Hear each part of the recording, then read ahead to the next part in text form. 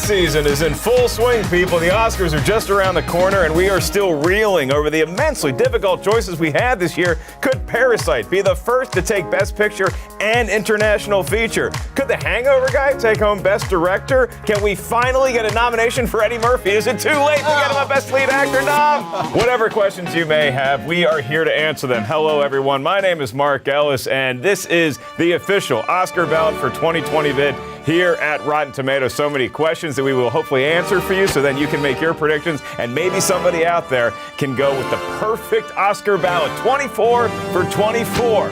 But as we say around here, perfection's not everything, as long as you win that Oscar pool. Mom, I'm looking right at you. I'm taking the money for the very first time this year because I have two experts on my arm. This is Jacqueline Coley. This is Scott Mantz. And I appreciate y'all taking time out of your busy schedules. I know both y'all just flew back from Sundance for this. I see pictures of y'all at the SAG Awards and the Critics' Choice Awards and the Golden Globes. So, Jacqueline, why is it that we focus so much on these other award shows leading up to the Oscars? Do they really give us a tell as to what the Academy's thinking? I mean, they do. It depends on the award show. The Golden Globes are kind of their own magical little creature, and they do exactly what they want. But they can have a tendency of predicting it. The Critics' Choice Awards, each one of these award shows, though they would hate to admit it, the only reason why they're able to do what they do is because of the fact that it relates to the Oscars. Because the Oscars is the big show. The Oscars don't need anybody but the Oscars to get people to care about it. So these other award shows like to be hand in hand, whether they would admit it or not, so that people pay attention to them, how they relate to the Oscars. The groups that I would say are the best predictions, WGA, if you're trying to figure out who's going to win Best Adapted, Best Original. The DGA is like a very locked on predictor for Best Director. And then the PGA, which is the Producers Guild, for if you're trying to pick Best Picture. Last year, Green Book won, and everybody laughed because they were like, oh, well, that's just the producers. And then Roma beat it out. This year, I'm not going to say exactly who my pick is, but I am not going to be fooled twice. I am going with the prognosticator stuff that tells me that they're probably going to win. You know, for the Directors Guild, all but 7 times since 1949, the winner of Best Director at the DGA went on to win Best Director at the Oscars. Yes. And for the Producers Guild, in the last 30 years, 21 winners at the Producers Guild went on to win the Oscar for Best Picture. All right, so we can look at these award shows as a predictor, or if you're me, absolutely. Just whoever has an open bar you're going to show up for. Scott, when we look at the actual Oscars, what are the biggest kind of points of contention for you? What's going to be the real showdown category this year? The real showdown, 2 of them, are going to be Best Director and Best Picture. I think when it comes to the acting awards, it's kind of a lock. You know, we've seen these other award shows now with the Critics' Choice, the Golden Globes, and the SAG Awards. You know, we'll get into it when we get into the details, but those 4 awards are absolute locks. The last award of the night is going to be the real nail-biter. We're going to have to get through 23 other categories to get there. I agree with you in the sense that that's the category that people are emotionally invested in, but if we're looking again at these indicating factors, it's also the category where we kind of know what's going to happen. We'll get into that later. For me, the 2 categories that I am way more interested in are the screenplays, because both original screenplay, where we have Parasite and Quentin Tarantino, Once Upon a Time in Hollywood, Hollywood Loves Hollywood, and then on the adapted side, you have Little Women with Greta Gerwig, who's put forth this huge feminist sort of I would say storyline as to why she should be recognized, coming back with her second film as a Best Picture nominee. And you have Jojo Rabbit, a divisive film that Academy members love. And I would just say that I think those 2 categories, even though there's frontrunners in both, might be the most surprising. That's a great point. Lest this vid start to threaten the runtime of the actual Oscars, we're going to get right into it. Here's how it's going to work. We're going to run through each category, and Scott's going to give his pick, Jacqueline's going to give her pick, and we're also going to hear from you, the fans. That's right. The incredible editorial team here at Rotten Tomatoes did a fan poll. They wanted to hear from you, and y'all voted in droves to the tune of 37,000 votes. So for each category, I'm going to let you know who the fans decided should be the winner. In the case of a tiebreaker, I'll make my decision. That will be the deciding factor. We're going to start with your Best Supporting categories, Supporting Actress and Actor, and we're going to run through the rest and then close out with the big 4, your Best Lead Actress and Actor, Best Director, and finally, Best Picture. Scott, I want to get your take on Best Supporting Actress. Who's winning it? Best Supporting Actress, this is a lock for me. Laura Dern for Marriage Story. She's been nominated for Academy Academy Award 2 other times for Ramblin' Rose and Wild, and she has an Emmy for Big Little Lies. Yeah. But as this divorce attorney advising Scarlett Johansson, she is a wolf in sheep's clothing, and she stole the movie from basically an ensemble cast that everybody was at the top of their game. She really stood out. It's Laura Dern. It's been interesting seeing her on billboards around town. You agree with the Laura Dern pick? Absolutely. Also, people don't realize Laura Dern is one of the most influential members within the Academy. She's on their board of governors, which is sort of like their captains. And so I just would not bet against captain leading her team to victory kind of thing. You know what I mean? Absolutely. Like, She's also handy if you're in a theme park and dinosaurs start to escape. The spin-off movie I want to see is Laura Dern and Ray Liotta. I want that to be like a whole show by itself. We'll get into my dream scenario for Netflix next year. So we have Laura Dern, and the fans, by the way, also say Laura Dern. So we're off and rolling here now as we go to Best Supporting Actor. Jacqueline, who you taking? Oh, Mr. Brad Pitt. And there is not a single woman watching that show that is going to be sad about seeing him walk up onto that stage. I actually saw a description of Brad Pitt, which was perfect. Brad Pitt has the energy of the freshly single dad walking into a PTA meeting in a romance movie. That is the vibe that he is taking into 2020.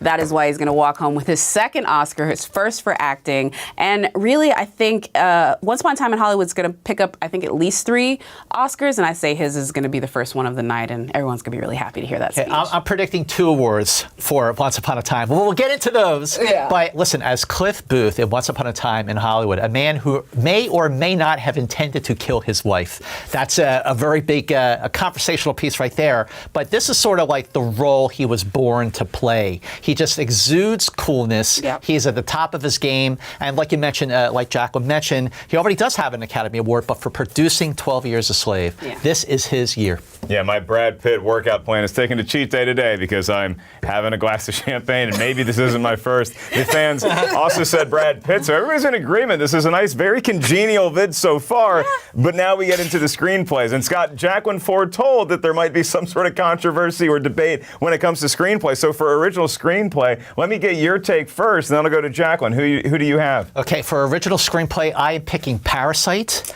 and here's why. First of all, I loved Once Upon a Time in Hollywood, and I thought that Quentin Tarantino's screenplay was top-notch and very, very much him. It's a very personal movie for him, but he already has 2 Oscars, and both of them are for screenwriting. Pulp Fiction, which he shared with Roger Avery, and then Django Unchained. So I just don't know if they're going to give him a 3rd Oscar for screenwriting, even though it is about Hollywood, and Hollywood loves to honor itself. But Bong Joon-ho's Parasite, I am of the Bong Hive. I mean, that was a truly original film, a movie that even when you've seen it a few times like I have, the twists and the turns and the bonkers, wild, crazy moments, it is a jaw-dropping film. It is a movie that has a very, very important message where I just don't think that Once Upon a Time does.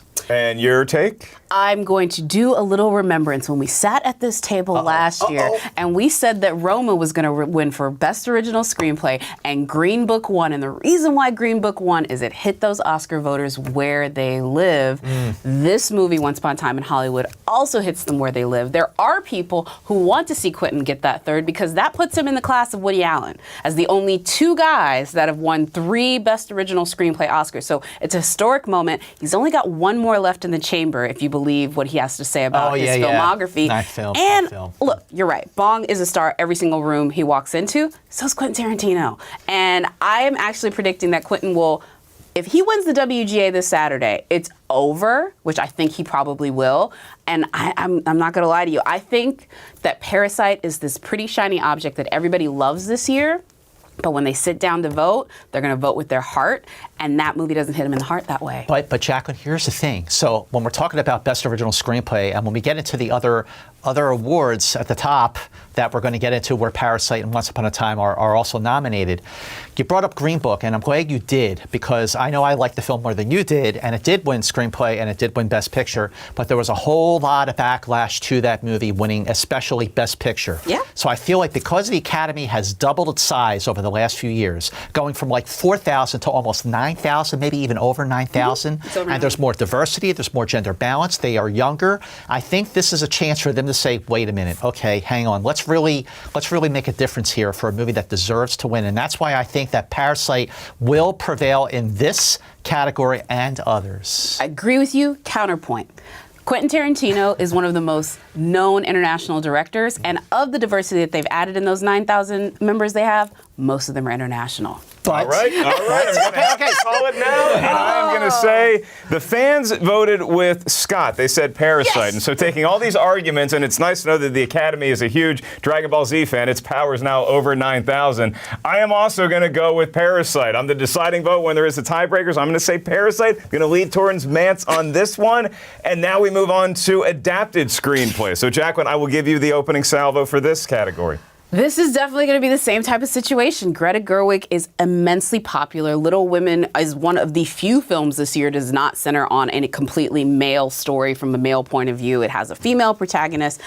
I love that film, and I think it's the front runner right now for a lot of good reasons. However, Jojo Rabbit is going to win this one. From Mel Brooks to Patton Oswalt to all of these very high and influential Academy members love Jojo Rabbit, and they are definitely going for that film over Little Women. Listen, I'm a big fan of Jojo Rabbit. I think it is spectacular. When I saw that movie at the Toronto Film Festival that Sunday night at the Princess of Wales Theatre, I thought it was a special film that harkened back to the producers. It also harkened back to Life is Beautiful, Roberto Benigni's film from 1998, maybe 97. I could be wrong there. I'm off by a year. But here's the thing.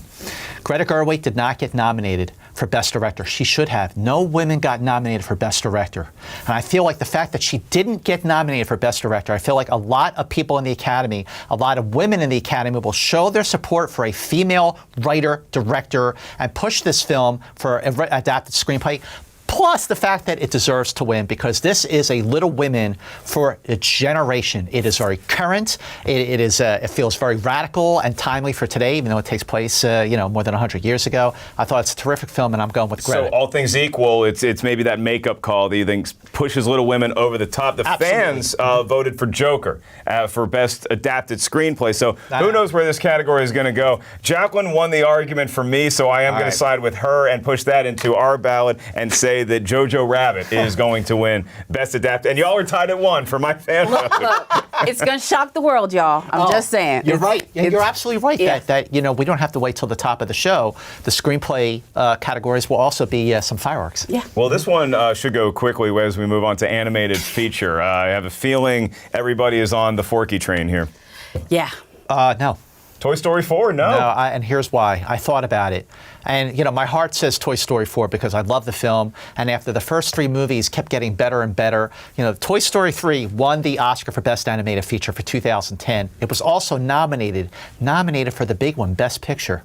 So I just don't think the Academy is going to give another Toy Story, another animated feature. It's not as good as Toy Story 3, which I thought was the best of the 3. But did Toy Story 3 win, though? Toy Story 3 did win Best Animated Feature. That's why I don't think that Toy Story 4 will. It's also not as good as Toy Story 3. So what's your pick for? Klaus. You're going Klaus? I'm going Klaus, and I'm going Klaus because it won 7 Annie Awards. These are the animated Oscars, including Best Animated Feature, and 13 times out of the last 18 years, the winner of the Annie for Best Animated Feature went on to win the Oscar for Best Animated Feature, including last year's Into the Spider-Verse, which also won 7 Annie Awards. Deservedly so. The fans are saying Toy Story 4, and maybe that's because Toy Story 4 is certainly winning the popularity contest with me as well because I got socks again for Christmas. So I'm going to say Toy Story 4 is going to go on the official ballot. We move on. I'm not going to say that animated feature won't have some surprises, but I thought you were going to go with Missing Link. Okay, Missing Link was another great, but won the Golden Globe, which was a big surprise. But the Golden Globe, the Hollywood Foreign Press, you're talking about 87 members versus 9,000? Yeah. Different. All right, now let's all try to get on the same page with documentary feature. Scott, which way are you looking for this one? Because Apollo 11 was not nominated, major snub, and the directing branch of the Academy is really kind of bonkers that movies like Life Itself and Won't You Be My Neighbor and Hoop Dreams and what was the other one? 3 Identical Strangers, all not nominated, and they're all like masterpiece documentaries. So I'm going with my second favorite, which is now the lead here, which is American Factory. It was just so heartbreaking really, to watch, and it's a terrific movie. Yeah, I will just add also to the filmmakers have been out there. They also have a little bit of the Obama push. This is from the Obama's production company. Also kind of like, I think a poignant moment. The filmmaker, the female filmmaker of this film, she's actually been battling cancer throughout her awards tour and has been braving through it. I saw her at the Oscars luncheon the other day, and she really talks about it. She's like, this is no more than what the people that we were documenting for 3 years did. And she said, you know, I can talk to people in between chemo. And so I think everything, totality of the situation, amazing film, amazing filmmakers, and a great story for the season. Yeah, the fans voted for Honeyland, but American Factory is the one that's going on the RT ballot as we move on to international feature film. I think I have a pretty good, I'm not usually good at these things, I think I have a pretty good lock on this one. Jacqueline? Les Miserables. I'm just kidding now. Kidding. I do love that movie, but of course it's Parasite. Of course it's Parasite. Now Okay. wait just a second here, just to stir the conversation, stir the pot here. So let's say that Parasite gets a big push for Best Picture, and I think it will. More on that soon. What if Academy voters said, well, we're going to give Parasite other big categories here. Maybe we should give foreign film, international feature as it's now being called, Pain and Glory. Pedro Almodovar is a favorite of the Academy. Like, a few of his films have won Best International Feature when they were called Best Foreign Film. I think Pain and Glory is his crowning achievement. It is his masterpiece. And Antonio Banderas did win the Best Actor prize at the Cannes Film Festival. But I am going to pick Parasite because it's a lock. It's a lock. It's a lock. and I think you're giving way too much credit to Academy voters who spend about 5 minutes making these ballots. No, you're right. And they usually base it off of things that they've seen. And I love Pain and Glory. Not a lot of people saw it. Yeah, See, that's why we're taking our time making our ballot here. But Jacqueline, you're right. I think you're right. I think, we're all like obsessing over it, like really like getting into it because we love it. But how many Academy voters are just like, I didn't see this, but yeah, this sounds good. Yeah, that is exactly what happened. You'd hope more would do so, and I'm sure our fans did a lot of research as well. They also came up with Parasite for theirs. So now we move on to original score. Oh, Scott Mans. Joker. Yeah. A Joker. It's one of two big awards that this movie is going to win, and it is definitely, of all the scores, it was the one that really stood out to me. I did like Marriage Story, but this was the one for me. Yeah, Hildur, I don't know how to say her last name, but she's a female composer, which I also think is really great because I think there's only been, a handful of female composers that have ever even been nominated for Best Original Score. The other thing that is the best story about the Joker score, it was written before the film. Right. She wrote the score based off of the screenplay, and the actors were able to actually listen to the scoring for the various scenes while they were shooting, which is a story that not a lot of composers get that. They are normally staring at post-production footage and scoring to that. So the fact that she was sort of an impetus and an inspiration for the actors' performances, and this is the movie that got the most nominations, it's, to me, a lot. And you can see when you watch that movie the yin and yang of how the score works with what you're seeing visually. For sure. Fans also giving Joker the nod. Oh. We are going to move on to original song, and I thought I caught an error here for a second, Jacqueline, because I saw that you wrote down Rocket Man, and I'm like, I don't know a lot about the movie. But that's not an original song for that film, but it's actually I'm Gonna Love Me Again for the film Rocket Man, and that's what you're taking. Yeah, I'm going to go ahead and take Elton John, primarily not because I think it's the best song, not even because I think he did the best performance. You know what I'm leaning on? Elton John has been throwing a post-Oscars party for the better part of 3 decades. I hear it's one of the can't miss ones. And he knows more Academy voters than Academy strategists. So I'm going to go with the guy that invites people to his party every single year.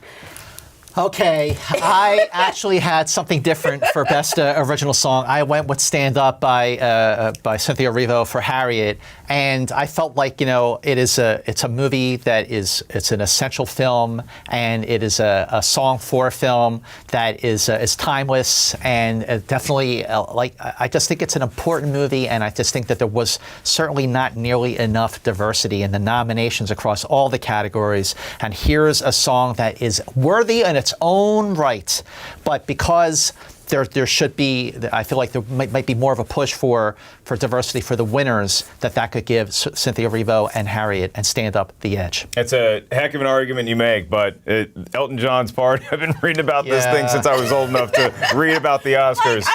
Again, in my heart, you're right. It would make Cynthia the youngest EGOT winner ever after she won an Emmy, a Tony, and an Oscar for The Color Purple and the live performances around that. However, no. Yeah, I mean, listen, it's a great argument. I hope I'm right. I hope you're wrong. Elton ain't coming off that Oscar, and he's gonna be there. I mean, like, again, like he's.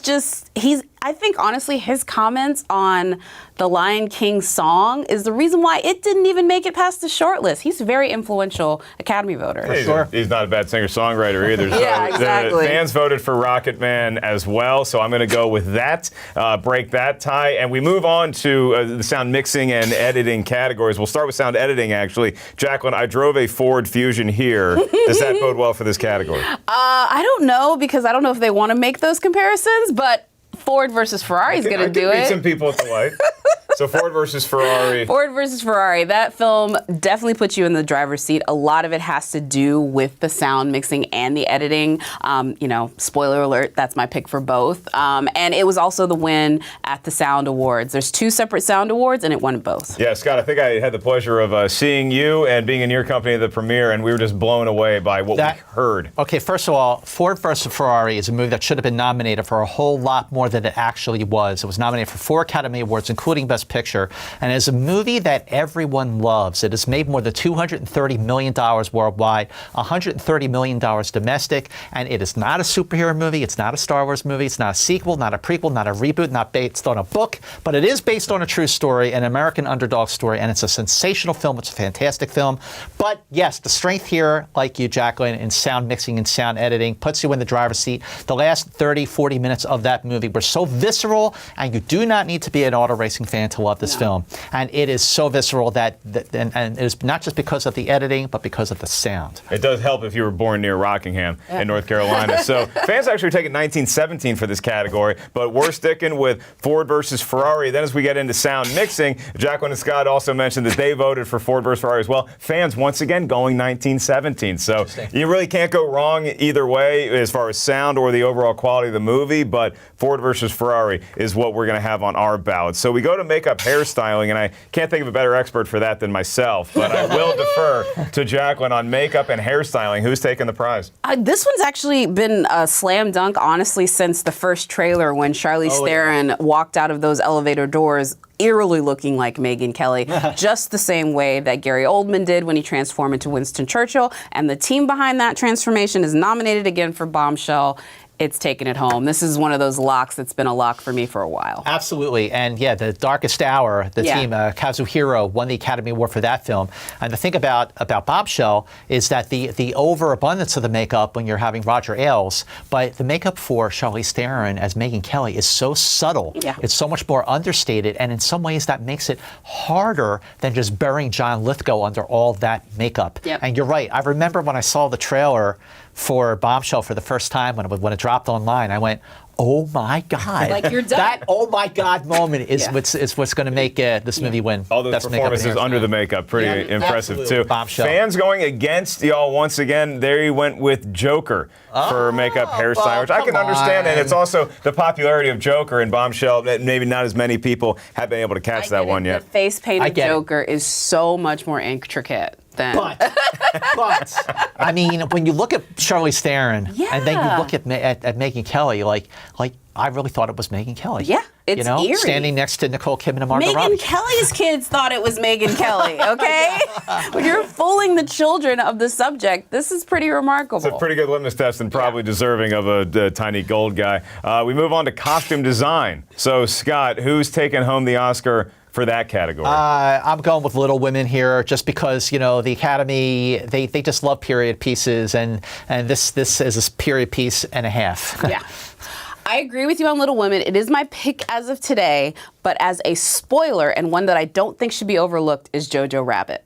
Because it is a different type of costume, and I actually went to what they have this thing called like the bake-off, where they bring in all of the crafts people, where they talk about their various different parts that they use to make things, and making a vibrant, colorful version of Germany in the midst of World War II was a very difficult task, I think. I mean, we've seen Little Women done before, and they did a lot of cool things, I think, with Laurie and Timothy's character, with Timothy Chalamet playing Laurie and Saoirse Ronan playing Joe.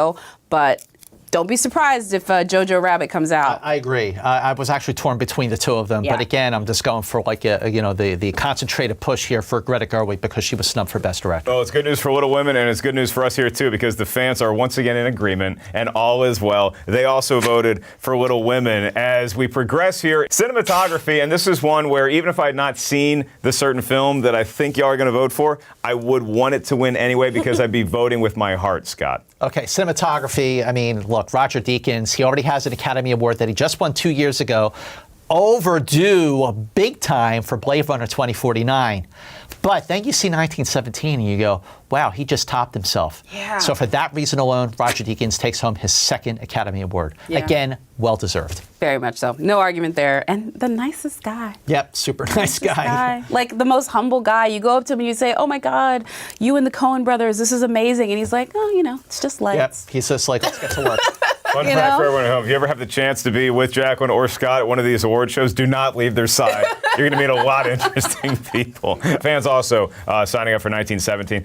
Our next category is production design. Jacqueline, which way are we leaning here? This one is Once Upon a Time in Hollywood. This one actually has been something which is interesting because Barbara Lynn, this is the first time she's worked with Quentin Tarantino, comes in and basically recreates old Hollywood and the summer of 1969 and what happened essentially with Sharon Tate and the Manson family. That was transformative. A lot of the things that they actually put into the design of like Cliff Booth's house and also Rick Dalton's house, these are all like items from Quentin Tarantino's actual house. So like the whole story feels lived in. And just between that and the location story, because that's considered part of the production design, the fact that they were able to shut down the Hollywood freeway for the first time in like 50 years. As I mentioned on the review of Once Upon a Time in Hollywood, I was one of those cars waiting while I'm watching a bunch of old-timey cars go back and forth. No kidding. And I was there for half an hour, and it was a treat because about 15 minutes in, I realized what movie was being filmed, and then I was like, okay with this. Brad, Leo, hi. Yeah. You go Once Upon a Time in Hollywood as well? I'm changing my pick here. I am changing my pick as we speak. Omaha. I'm going with Parasite here because everything about that film was created. I mean, look, the production design on Once Upon a Time in Hollywood is magnificent because of the way they recreated 1969. In some ways, they had to recreate it. In some ways, Hollywood looks just like it did 51 years ago. Yeah. But, this is 2020, so it's now 51. See what I did there? But with Parasite, the house in Parasite, where most of the action takes place, was built from scratch. And the entire neighborhood, the entire city block where the Kim family lives in that, below the street, crappy little apartment, all of that was created. The flood was done on this created set, and everything was created, and it looked totally natural. So I'm actually going with Parasite. So all of a sudden we're going in three different directions. We have Once Upon a Time, Parasite, fans saying 1917 once again. Wow. I got to give it towards the production that I helped out by not driving through it, and that would be Once Upon a Time in Hollywood. I get it. I'm going to say gets the W because you almost leaned that way, Scott. Almost. I'm going Parasite, yeah. And now you might get a chance to gush about Parasite once more with our next category, film editing. Okay, film editing. I'm going to go with Parasite on this because, first of all, there's a scene in the middle of the film. If you haven't seen the movie yet, then shame on you. You should see this film. But where the Kim family is trying to get rid of the maid that's already there, and it's such a brilliantly edited scene. But the whole movie is brilliantly edited. It did win Best Edited Dramatic Feature at the Ace Eddie Awards, which is an editing award show, and Best Edited Comedy went to Jojo Rabbit. Yeah. But for 22 out of the last 29 years, the winner of the Ace Eddie for Best Edited Drama went on to win the editing Oscar.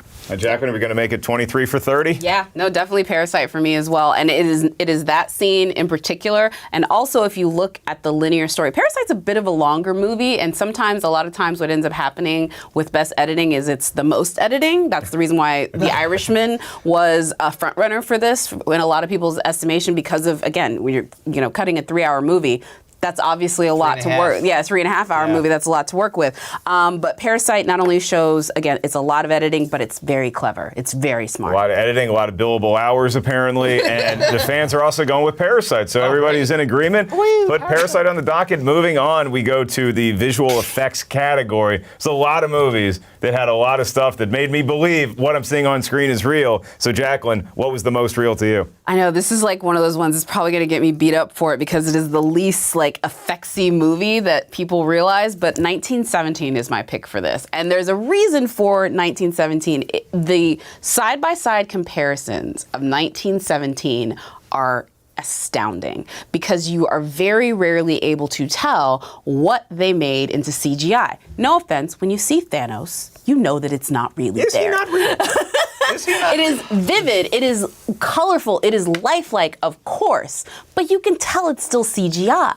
With 1917, you are literally looking at this and they have just more of that remarkable sort of like slide over of like, okay, this is what was here and this is what wasn't. And because of it, the fact that it's a one shot, the marriage between the visual effects team and the cinematographer and the director and just locations was a lot. There was just a lot more into that dance. That's a compelling argument against your boy Thanos, Scott. Great argument, Jacqueline, and I wholeheartedly agree with your support of those arguments. But I'm going with Avengers Endgame here because you know what? The movie it's the highest grossing movie of all time, beating Avatar, more than $2.9 billion worldwide. It is one of the very best movies of the year. I actually thought over the summer that it had a chance to actually get nominated for Best Picture. I heard whispers of that. Yeah, I mean, I really kind of thought that it should have because it just was such a career capper for the MCU 22 movies, and it was like their crowning achievement. And it's because it's the crowning achievement and the movie works so well, it's got to get something. It's got to get something. And the slam dunk here, it has to go to visual effects. Yeah, Thanos isn't real, but he sure looked real. A lot of the stuff in that movie looked real. It is an epic movie, and it's got to get something. And what better award for it to get than Best Visual Effects? I think that's certainly what the fans were thinking because they also voted for Avengers Endgame. And so now the tiebreaker goes to me. And I have a tough decision to make, so I'm just going to say Star Wars The Rise of Skywalker. Oh, the Millennium Falcon looked great. I'm going to go Avengers Endgame, I think. I have to vote with my head, not with my heart. Avengers Endgame. Safe money is Avengers Endgame. I would never say that it's not the safe money, but the Academy money is 1917. Oh, well, okay, I can't wait. Real safe money is when you start to look at your Oscar poll and you start to see these categories like, documentary short. I didn't see any of these. Listen to what Jacqueline Coley has to say because she lines up and she's always the first in line to get to these. So documentary short subject. First of all, I want to let everybody know that currently right now until the Oscars and for a few weeks after, you can actually go to most theaters and watch the documentary live action and animated shorts in one block as a film. Please do it because these are some really, really amazing stories, even though they're short. That being said, if you don't want to watch those and you just want to know what the front runners are and the things I think will win, Learning to Skateboard in a War Zone If You're a Girl is amazing. It's a documentary about these Muslim women who basically come every day to girl skate, and it's an empowerment story. And you know, these are literally girls dodging bombs and bullets to come and have this moment of recreation. Amazing live action documentary. For short film, I'm going to go with The Neighbor's Window. I've seen all of these. Brotherhood is the one that a lot of people are leaning towards right now, and I would say that that's the safe money. But Neighbor's Window, if anybody sees that one, they like it, and it's got some really great stars in it. I actually think that one might be the one that could pull it out. So I'm actually going with Neighbor's Window. And then, of course, animated short. This has been my pick since it was announced as a Kickstarter in 2017. Matthew Cherry, former athlete. After the news with Kobe, he was the very first athlete to win an Academy Award for Dear Basketball. Matthew Cherry comes back in the same category, has been profusely thanking Kobe as his inspiration for doing it. It is literally the best story. It's one of the few times when these shorts people go up on stage, people are actually going to want to listen to the speech because you know he's going to talk about Kobe. So Hair Love is going to win that one. Scott, so for those three categories, do you have any? No, actually, I picked the same three. You got the same three? Yeah, same three. Yeah, and again, the only caveat I would say is Brotherhood is a bit of a safe money, but I have a feeling Neighbor's Window is going to pull it out. That's what the fans had Brotherhood for the short film live, but for animated, they had Hair Love, and they also had Learning to Skateboard When You're a Girl in a War Zone for the documentary short subject. So pretty good. And by the way, if you have not seen Dear Basketball yet, treat yourself.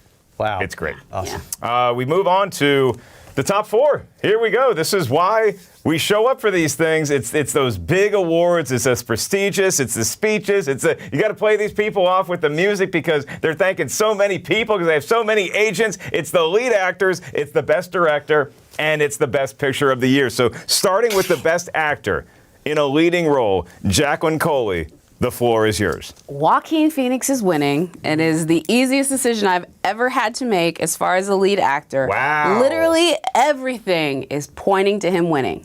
I say this, but I'm just telling everyone here right now, do not be surprised if we have an Olivia Colman. We sat at this table last year and we said Glenn Close is a lock because literally Glenn Close won all of the same categories that Joaquin Phoenix has won leading up to this. She won the SAG, she won the Golden Globes, she won the Critics' Choice. We all thought it was going to be Glenn Close. So who is Olivia Colman in Best Actor this year? Adam Driver. Maybe you're right, Jacqueline Coley. Yeah. That decision is certified fresh in my book. I'm just saying. So, I'm going to bet with what I know. But I know in the back of my heart that when y'all come to this video later and be like, you were wrong, that could be the reason why. But you're owning Joaquin Phoenix is a pretty easy selection. He's the easy selection. There's nothing indicating that he won't win, which that's why I don't believe it. Now, Joaquin Phoenix this is his 4th nomination. He was nominated supporting actor for Gladiator. He was nominated lead actor for Walk the Line, lead actor for The Master.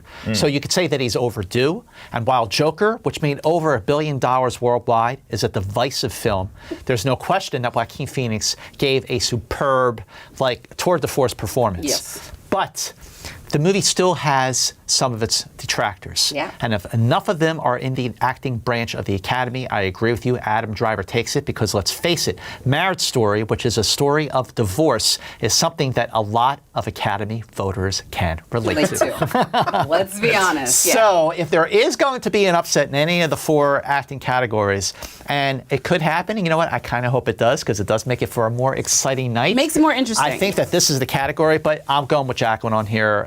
This one, it's got to be Joaquin. Hey, Marriage Story versus Joker. As a single guy who's a comedian, I don't want to say which one I relate to more. I'm just going to let y'all know that the fans also voted for Joaquin Phoenix as Joker. So it's maybe not quite a slam dunk. That's why they play the games, but pretty close to that. So Scott, let's kick off with you for actress in a lead role.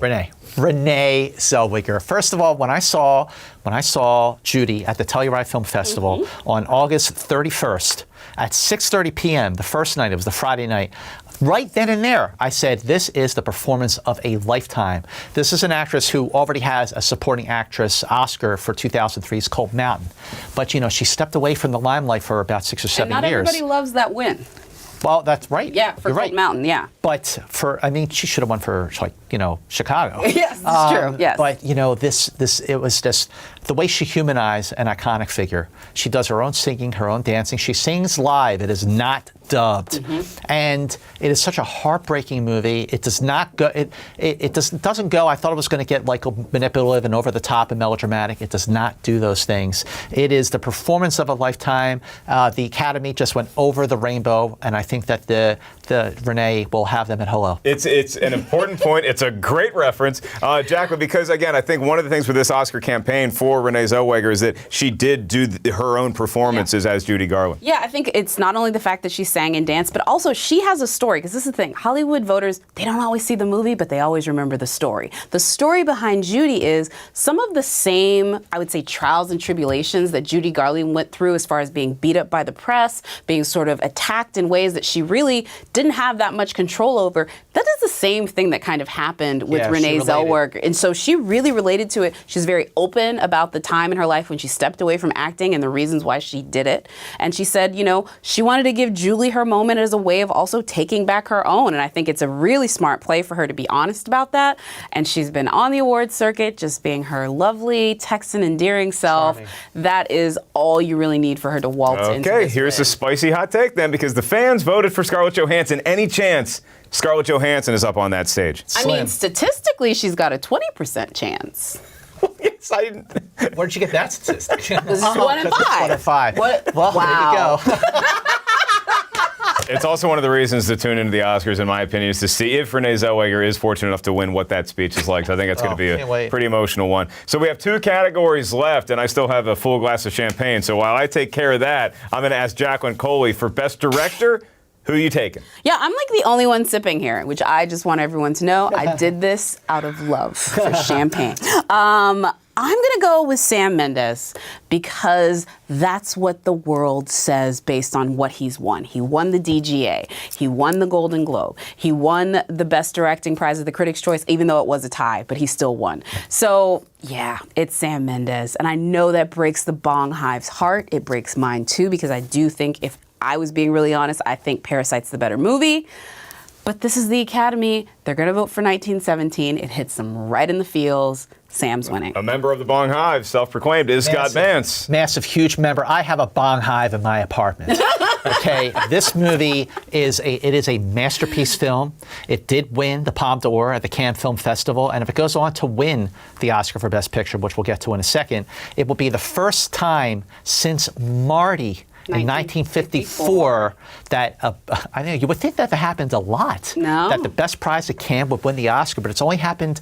Marty was with the Ernest Borgnine in his pre-McHale's Navy days. Yeah. Before he was the doorman on The Single Guy. Yeah. Before he was in the black hole. I mean, come on. He's but anyway, getting back to director Bong Joon-ho, he made a masterpiece film, and I think that, again, maybe because of some of the backlash against the Academy for Green Book winning Best Picture, that this could roll over to support the love, and this is a beloved film. Everyone loves Parasite.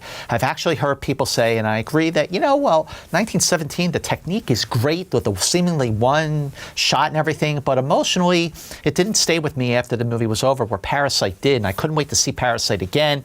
And there are so many crazy moments in Parasite, you just don't see them coming, and when you see them unfold, you're going like, what the F is going on here? Yeah. And I just think there is such massive support. He did win the Critics' Choice Award, Best Director, along with Sam. They tied. Mm-hmm. And the movie, Parasite, won SAG, Best Acting Ensemble. Not that translated to Best Director, but there is I feel like there's that Parasite has become a phenomenon. There does feel like there's a groundswell of support. And you mentioned in your apartment you have a Bong Hive. I hope it can accommodate thousands of people, because the fans also voted for Bong Joon-ho for Parasite. Yeah. So go Bong Hive, hashtag. Everybody party at Vance's house for Best Director. I'm also going to go with Bong for Best Director. Guys, so I'm breaking the tie. Good luck. Yeah. Because this is the deal.